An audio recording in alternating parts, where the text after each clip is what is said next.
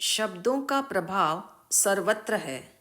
शब्द शरीर का स्पर्श करे या न करे, किंतु वे भीतर तक चुभ जाते हैं। महाज्ञानी केशी स्वामी के मुख से मूढ़ कठियारे जैसे तुम हो सुनकर राजा प्रदेशी एकदम चौंक गया था। चाहे राजा प्रदेशी समझदार है, जिज्ञासु है, फिर भी महामूढ़ शब्द उसे कचोट रहा था। मैं राजा हूँ, सत्ताधीश हूँ, और भरी सभा में प्रजा के सामने मुनि ने मेरा अपमान क्यों किया? यदि सामान्य व्यक्ति भी अपमानित होने पर नाराजगी प्रकट करता है, तो मैं तो राजा हूँ।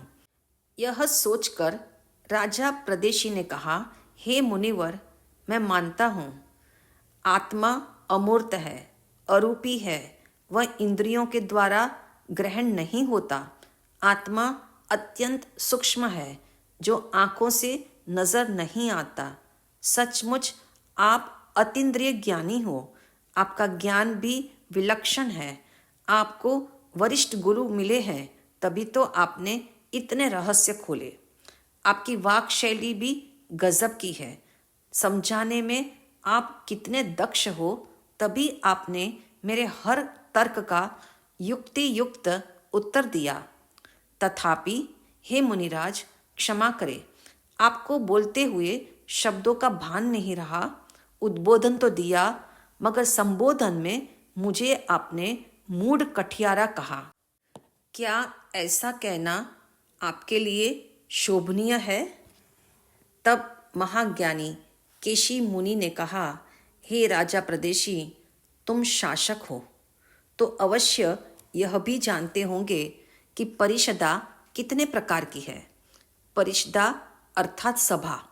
सभाएं 4 प्रकार की होती है: क्षत्रिय सभा, गाथापति सभा, ब्राह्मण सभा एवं ऋषि सभा। शासक होने के नाते तुम दंड नीति में भी निष्णात हो, इसलिए तुम्हें ये भी मालूम है इन सभाओं का जो अपमान करता है उन्हें क्या दंड मिलता है। मैं भी इस बात से अवगत हूँ। दंड के बिना काम नहीं चलता। आवेश या अहंकारवश कोई गलत काम करे तो उसके लिए दंड का विधान भी है। दंड नीतियों का भी अलग अलग प्रावधान है। किसी को कठोर दंड दिया जाता है, किसी को ताड़ना देनी पड़ती है और किसी को कारावास भी भेजना पड़ता है। राजन, इस बात को मैं, आप एवं सारी दुनिया जानती है। निरादर करना बुरा है। मीठा बोलना इतना आवश्यक नहीं जितना आदर सम्मान करना जरूरी है। अनुकूल प्रिय वचन बोलने से सामने वाले का आदर होता है। मानवों के लिए निरादर साक्षात दुख का कारण है। इसे शास्त्रीय भाषा में आशातना कहते हैं। इसलिए आदर न करना भी एक गुनाह है, पाप है। तभी तो क्षत्रिय सभा का जो निरादर करता है उसे कोड़े मारे जाते हैं। गाथापति का सभा का अपमान करने वाले को देश निकाला दिया जाता है। ब्राह्मण सभा का किसी ने आदर नहीं किया तो उसे अवमानना सूचक चिन्ह लगा दिया जाता है। इसी तरह ही राजन, जो ऋषि परिषदा का आदर सत्कार न करे तो उसका दंड कड़े शब्दों के प्रयोग से दिया जाता है, अर्थात अपराधी को कठोर शब्दों में उपालंब दिया जाता है। यह शब्द दंड शारीरिक दंड से भी अधिक पीड़ादायी होता है। हे प्रदेशी, मैंने तुम्हें कितनी मधुरता से समझाया, तुम्हारे सारे प्रश्नों का उचित समाधान देता रहा, तथापि तुम नहीं समझ पाए, तो मुझे महसूस हुआ अब कड़वी दवा की जरूरत है। राजा प्रदेशी फौरन समझ गया, मैंने ऋषि परिषदा का अनादर किया है। प्रत्युत दंड स्वरूप केशी स्वामी ने मुझे कठोर वचन कहे। सचमुच दंड सबका गुरु है, जो उपदेश से नहीं डरता, वह दंड से डरता है। महाज्ञानी केशी स्वामी इस मनोविज्ञान से परिचित थे। रोगी कड़वी दवा लेना नहीं चाहता, सबको मीठी औषधि पसंद है, मगर वैद्य जानता है बीमारी पेचीदी हो तो मात्र मीठी दवा असर नहीं करती, कड़वी दवा भी पिलानी पड़ती है। इसी तरह मात्र उपदेश देने से कार्य पूरा नहीं होता। उपचार के लिए उपदेश के साथ ऐसा मधुर जुर्माना भी वाजिब है। इसीलिए महाज्ञानी केशी स्वामी ने कहा, हे राजन, जीवन की व्यवस्था का एक अंग व्यवहार है। व्यवहार के तले न्याय, लेन देन आदि का व्यापार सुव्यवस्थित चलता है। इसलिए शासक हो या साधक, सबको व्यवहार का ज्ञाता होना चाहिए, वरना कदम कदम पर विघ्न बाधाएं आती है। वस्तुतः आचार एवं व्यवहार जीवन के दो पक्ष हैं। इसी के सहारे इंसान आत्म उत्थान के गगन में उड़ान भरता है। मैं तुम्हें 4 प्रकार के व्यवहारकर्ता से अवगत कराता हूँ। नंबर 1, एक व्यक्ति ऐसा है जो दूसरों को धन देता है किंतु मधुर संभाषण नहीं करता, उदार दिल से सबको साधन बांटता है मगर मीठा वचन नहीं बोलता। ऐसे लोग व्यवहार शून्य होते हैं, जो पहले अपशब्द बोलते हैं फिर मुट्ठी भर आटा देते हैं। नंबर 2, दूसरा व्यक्ति ऐसा है जो देता नहीं किंतु मधुर वचन बोलकर अपना पिंड छुड़ा लेता है, हाथ जोड़कर मधुराई के साथ कोई बहाना बना लेता है। जैसे समाज का व्यक्ति उसके घर जब दान लेने आ जाए तो वह उनके कार्य की बहुत सराहना करेगा। मैं आपसे बहुत खुश हूँ, इतना अच्छा कार्य आजकल करता ही कौन है। ठीक है, अभी मेरा बेटा बाहर गया हुआ है, जब आएगा मैं उससे सलाह करके अवश्य दान दूंगा। यूं मीठा बोलकर अपना काम चला लेते हैं। नंबर 3, तीसरा व्यक्ति ऐसा है जो दान भी देता है और मधुर वचन भी बोलता है। उसका देने का तरीका बहुत नायाब होता है।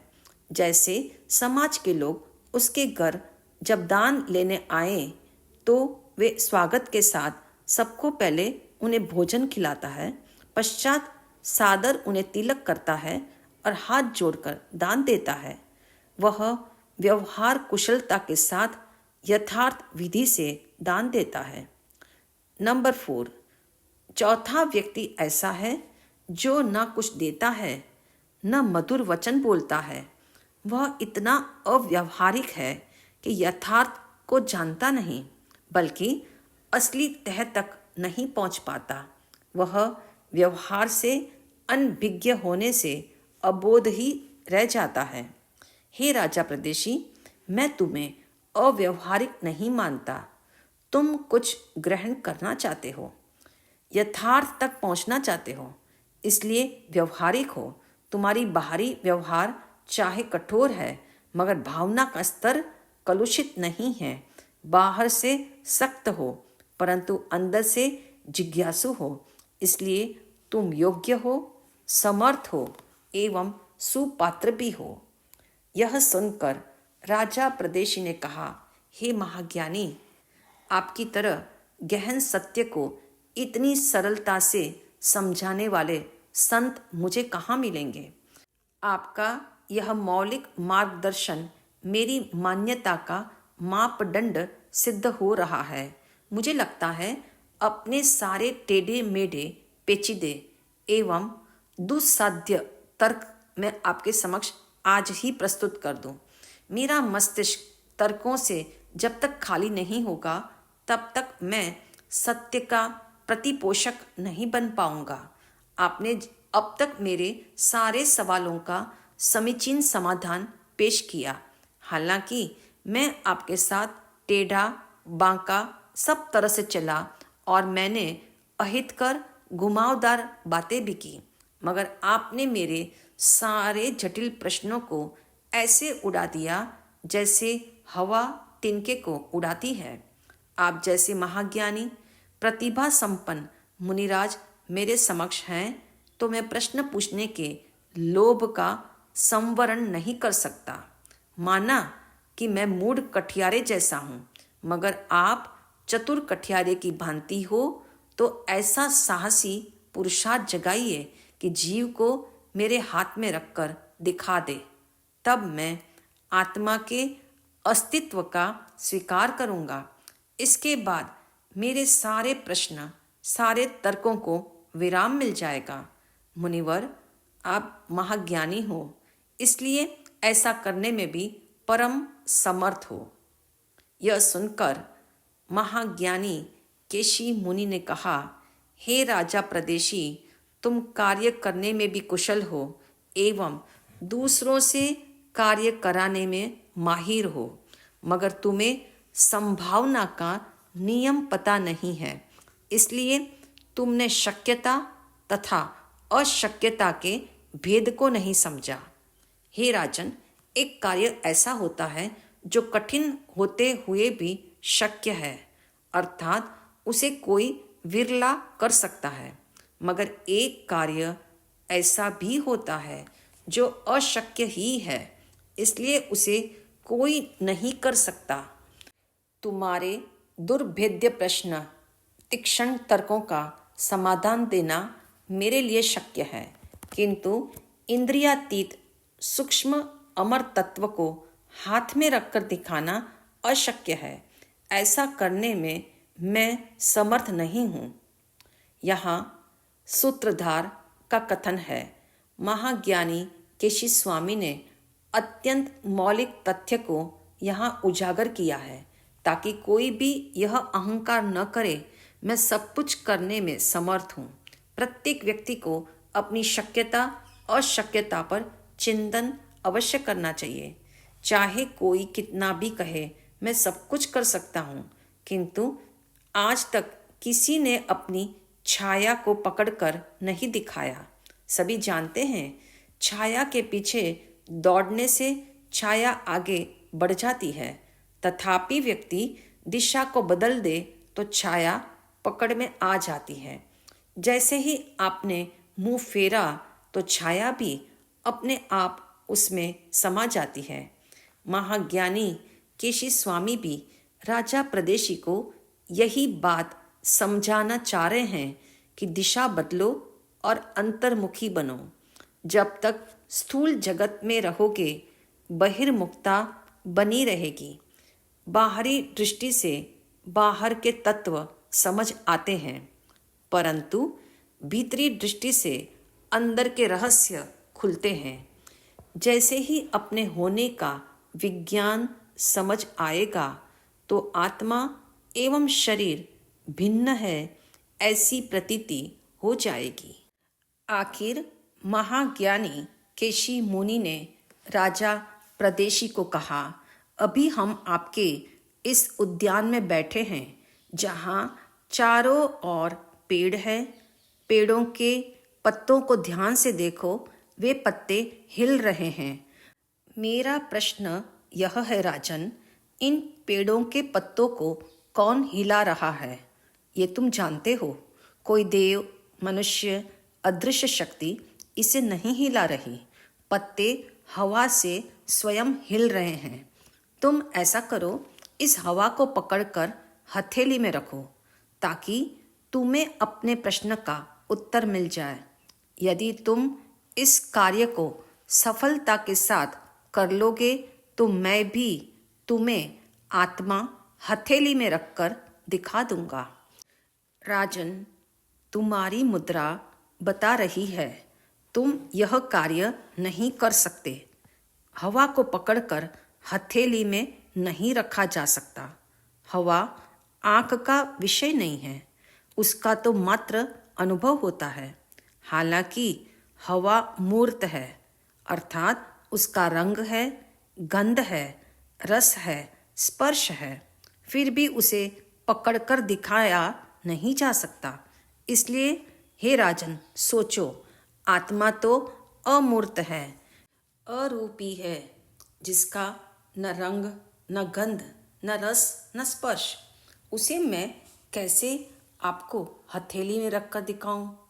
आत्मा दिखाने योग्य नहीं, वह तो अनुभव करने योग्य है। आत्मा की प्रतीति हेतु बहिर्मुखता से अंतर्मुखता की ओर आओ। 5 इंद्रियों के चश्मे उतारोगे तभी चैतन्यमयी आत्मा के दर्शन होंगे। तुम स्थूल जगत में अटके हुए हो, अब सूक्ष्म जगत के नियम को समझो। बाहर में विस्तार है, थकान है, प्राप्ति नहीं है। अंदर में गहराई है, उपलब्धि है, विश्राम है। इस सिद्धांत को सूक्ष्मता से पकड़ने का प्रयास करो। विश्व में मूर्त एवं अमूर्त 2 प्रकार के पदार्थ हैं, जिसमें रंग, गंध, रस और स्पर्श हो वे मूर्त अर्थात रूपी है।